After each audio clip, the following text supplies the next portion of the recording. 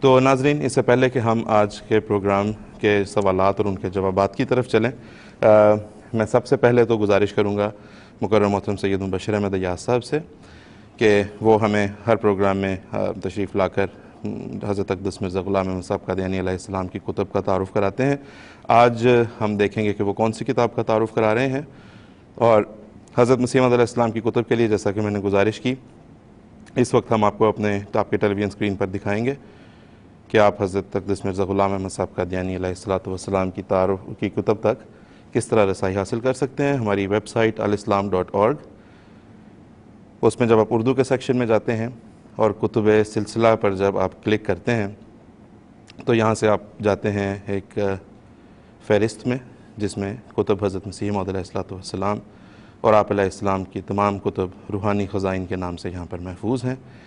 تو ابھی ہم بات کریں گے سید مبشر احمد ایاز صاحب سے۔ مبشر ایاز صاحب، السلام علیکم ورحمۃ اللہ۔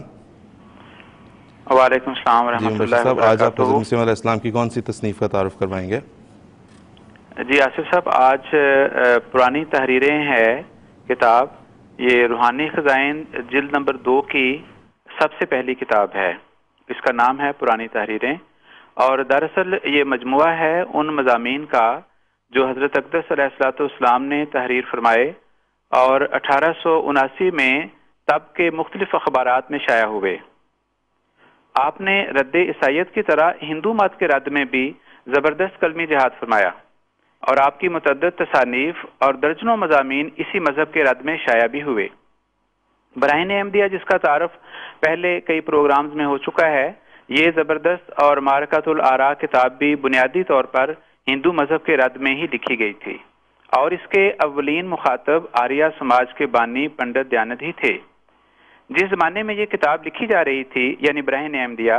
اسی عرصے میں آپ نے ہندو مت کے بعض بنیادی عقائد کو سامنے رکھتے ہوئے ایک مضمون شائع فرمایا اور 500 روپے انعام کا چیلنج بھی ساتھ دیا کہ جو اس کا جواب لکھے وہ انعام اس کو دیا جائے گا۔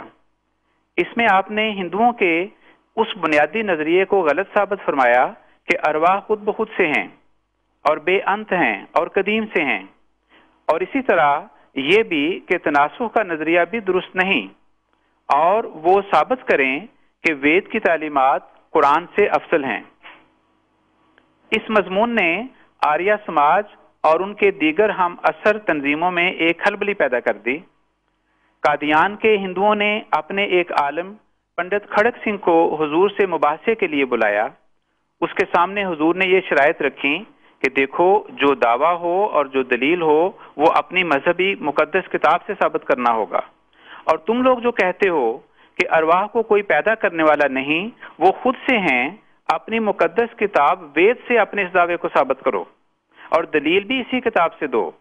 اور ہم بھی قرآن کریم سے ثابت کریں گے کہ تمہارا یہ عقیدہ درست نہیں ہے۔ پھر آپ نے ان مضامین میں قرآن کریم کی روشنی میں یہ ثابت کیا کہ کائنات کی ہر چیز اور روحوں کا ایک خالق ہے، اور وہ پرمیشر ہی ہے، یعنی وہ حی و قیوم خدا جو ایک ایک ذرے کا خالق اور مالک ہے۔ اور پھر یہ اس مضمون میں ثابت فرمایا آپ نے کہ تناسخ کا نظریہ بالکل غلط ہے اور خود وید بھی اس کی تائید نہیں کرتے، اور اسی مضمون میں آپ نے الہام کی ضرورت اور اہمیت ثابت فرمائی۔ لیکن پنڈت کھڑک سنگھ صاحب تو لاجواب اور عاجز ہو کر رہ گئے اور کوئی جواب نہ دیا، البتہ قادیان سے واپس جا کر ایک مضمون لکھ کر بھیجا، جس کے رد میں آپ نے ایک مضمون لکھا جو اس پرانی تحریروں میں شامل ہے۔ سب سے آخر پر ایک انتہائی اور اہم قابل ذکر بات جو حضرت اقدس علیہ السلام کے دلائل کی قوت اور شان و شوکت کو ظاہر کرتی ہے، وہ یہ ہے کہ ان پرانی تحریروں کے مخاطب اس وقت کے چوٹی کے ہندو مذہبی عالم تھے، لیکن جب حضور علیہ السلام نے انہیں مخاطب فرمایا تو بہت سے علماء تو ایسے نکلے کہ جنہوں نے چپ ہی سادھ لی اور مقابلے میں آئے ہی نہیں، اور جو چند ایک مقابل پر آئے انہوں نے اپنی شکست کا اعتراف اس طرح کیا کہ یا تو اپنے عقائد میں ہی ترمیم کر لی، اور یا یہ کہا کہ ہم تو مرزا صاحب سے بحث ہی نہیں کریں گے۔ اور یہ جو پنڈت کھڑک سنگھ صاحب تھے، یہ حضور کے دلائل سے ایسے مروب ہوئے کہ ہندو مذہب ہی ترک کر دیا اور عیسائیت قبول کر لی۔ بہرحال ہستی باری تعالیٰ، تناسخ اور ہندو دھرم کے دیگر عقائد کے متعلق یہ تحریرات لاجواب ہیں اور پڑھنے سے تعلق رکھتی ہیں۔ وآخر دعوانا ان الحمدللہ رب العالمین۔ بہت بہت شکریہ مبشر ریاض صاحب۔